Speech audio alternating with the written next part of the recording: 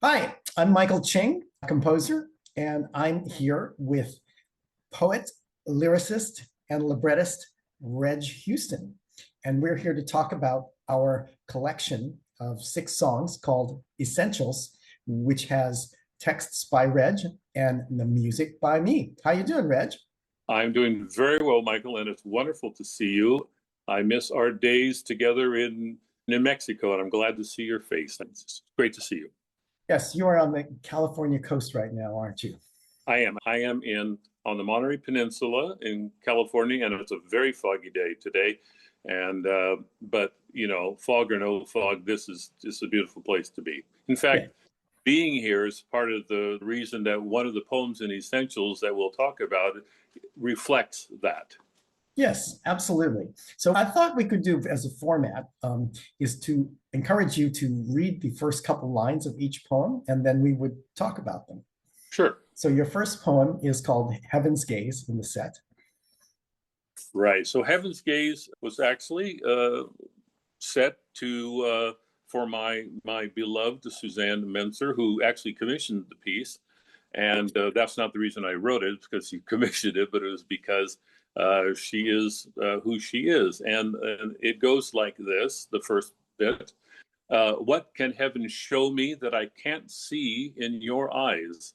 When I look upon their beauty, they reflect the starry skies. What can nature offer? What magnificence indeed! Your humanity is deeper than all of her vast seas. That's the way. It's a lovely romantic poem, and that's one of the reasons I love working with you is that you are very open, very hard on sleeve, and Yep. also very flexible. We can get into that a little bit later.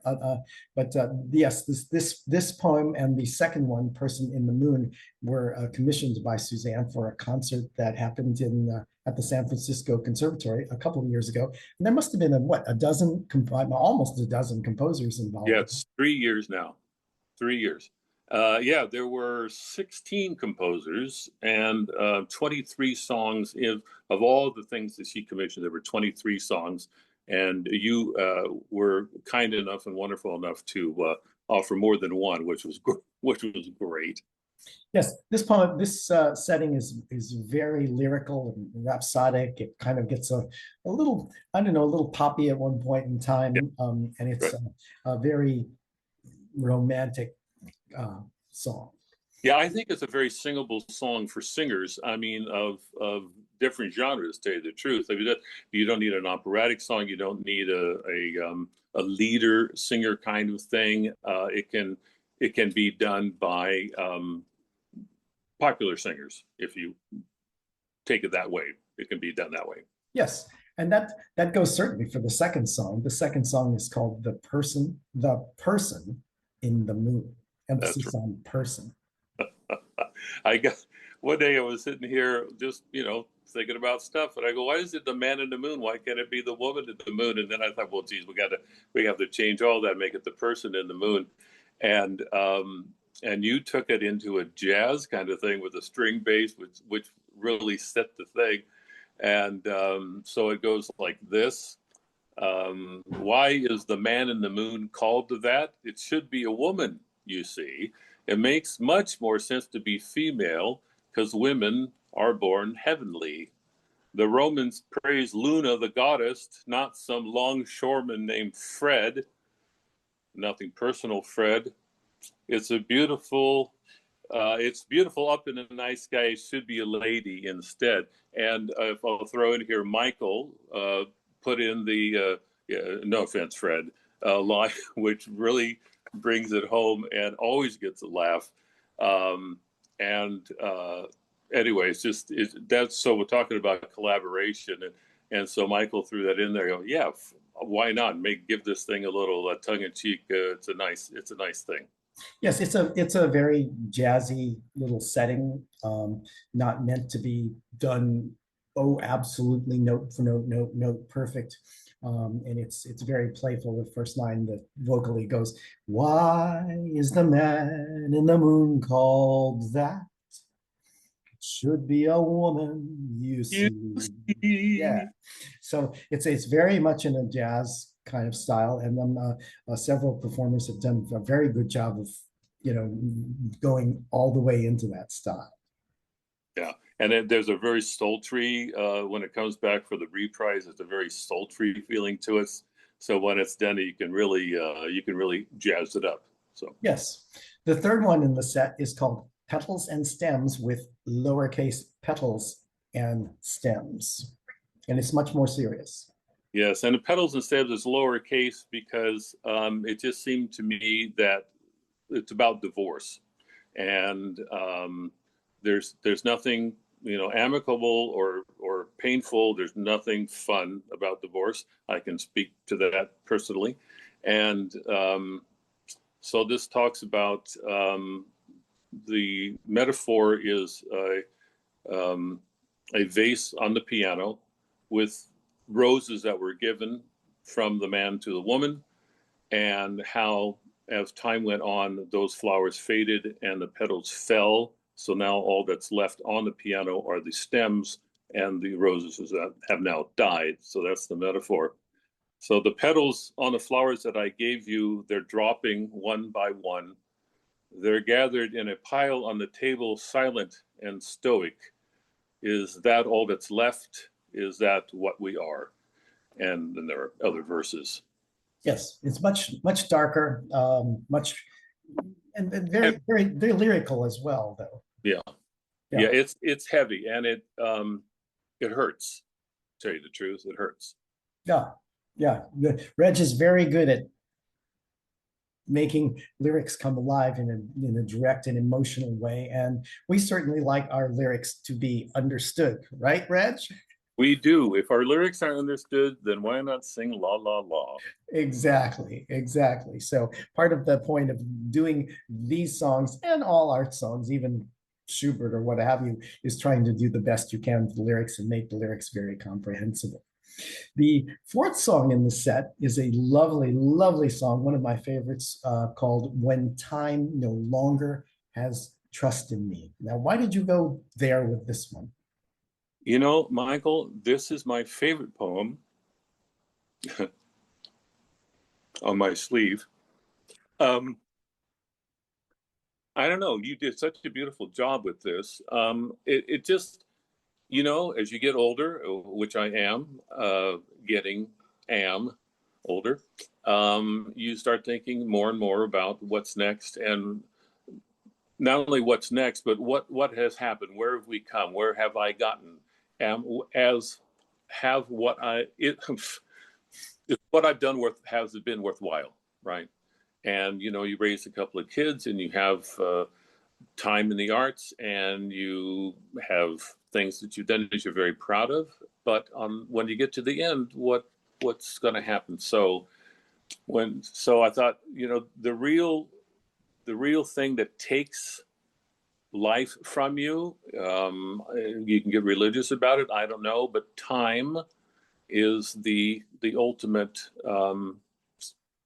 thing that robs you or takes you to the next thing. So when time no longer has trust in me to do the things that I need to do, or has time decided that I'm done with the things and I can't try anymore. So when time no longer has trust in me and feels my life's run its course, I'll rest my head and I'll say goodnight and sleep without cold remorse. I want to read the whole thing because Please do. It's short. It's short. And those who gather, I hope, will care to finish the work undone. And please not judge my attempts so frail. Accomplishments I have none. I pray my passing not stir the peace of doves that fly overhead, but let them rest sweetly on my stone and there stay with me instead. Yes, it's a beautiful poem, and it's a very, very lyrical, thoughtful. I think it's an image, to sit underground and know that there are doves on your stone who now don't have to fly so far and stay up in the air so much, and they can sit down there and rest with you. And Right. hopefully that the people who you love will think about you and carry on what you tried to do. Right. We cut the lines about and leaving droppings on the headstone. Although I think maybe that people think about that. So the next song is a complete contrast to that one, Totally, totally. and it's called "Sing!" exclamation point. Big sing. So then, a lot of people wonder if they can't carry a tune, or they can't do this or can't do this. Should they sing? And I say, by all means, sing to your heart's content and sing it out there. So this is sing. Yes, by all means, sing to greet the morn, sing to praise the day, sing about every conceivable thing. And I'm going to go on to a little lower thing here. Sing on pitch or off. No, the words are not. Set free your meadowlark, your dove, your inner crow. Each knows its own call, and like you and I, has its unique song to sing. So sing, open your heart, and sing. And you take this song and you pitch it high and you let it go, and it just flies, and it's just great. It's a very exuberant setting, very very upbeat, very irreverent, funny, if I do say so, in a couple of spots. And this one is a lot of fun. Quite a contrast between that one and this one and the previous one. And the last one is the title song of the set, and the set's called Essentials, and this is the title song. And you have some backstory behind this one as well. A little backstory. So I'm in a beautiful part of the world, and I know that, and I appreciate that. And as I sit in my chair and I look out on the scene, I try to think about what's important to me. And so these are those essentials. And the first stanza is sunrise, morning kiss, slow stretch, mountain view, brisk walk, coffee mug, old chair, sit there. Yes, the song is essentially a list song in a sense. It's one of those songs that we go through and make a list of all the things that are precious to us. And I think as you said it in a very wistful, rocking motion, which really cradles you as the singer sings it, and you get lulled into it, and you sit back and you listen, and you start to think as the audience member, what are the things that are important to me in my own life? And then we throw in a couple of little funny bits here to give a little smile to the audience. They say, lap dog, settle in, new book, take a look, lunchtime, BLT, shared by you and me. Because, well, those are the things I like. That's my favorite sandwich, so why not put it in there? I should have put in bacon, avocado too, to fit in there. Maybe we'll do that in Essentials too. Essentials too. And this song is dedicated to two folks in Taos, New Mexico, who were involved in, or who are, well, in one case was involved, and the one is still alive and involved, Candace Nachrab and her husband, Gunther Nachrab. Wonderful people, yes. Yes. So, and this song is quite low because we want you to understand every word. It's and it's done in a low enough register that all the words can come through, because as we all know, there's a direct correlation between how high a singer has to sing and the comprehensibility of text. Right, and being lower makes it more conversational, which is what this all is. It should be very easy and not stressful for a singer at all. Yes, and so these I would say, I mean, since we have done quite a few of these songs at Taos Opera Institute, these songs are very appropriate for young singers, even though they have mature subjects like contemplating one's demise and that sort of thing. The vocally they have, I would say, the right amount of challenge. They're not scary, impossible to sing. Yeah, with all due respect to the great composers of all time, we're not talking Caro Mio Ben here, which is what every new singer learns pretty much. These, you have to know what you're doing, but more importantly, you have to bring a sensitivity to them to put across the message of the poems and the music, which really work together well. The way, if I may, Michael has set these is really brings out the words. They give the atmosphere of what the words are all about, and that's Michael's gift, frankly. Yeah, it don't mean a thing if you can't You know, understand the words. if you ain't got that ching, it don't mean a thing if you ain't Yeah, got the ching. yeah, right. And with that, we thank ECS EC Shermer Classical for giving us the opportunity to tell you about these.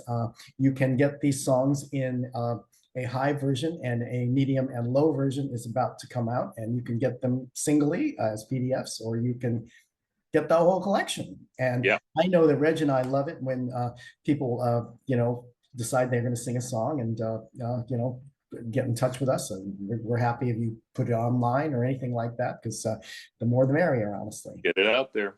Yep, get it out there. So thank you very much, Reg. And thank you, EC Shermer Classical. Great, Reg. Thank you. I think that worked great. That was fun. That was fun.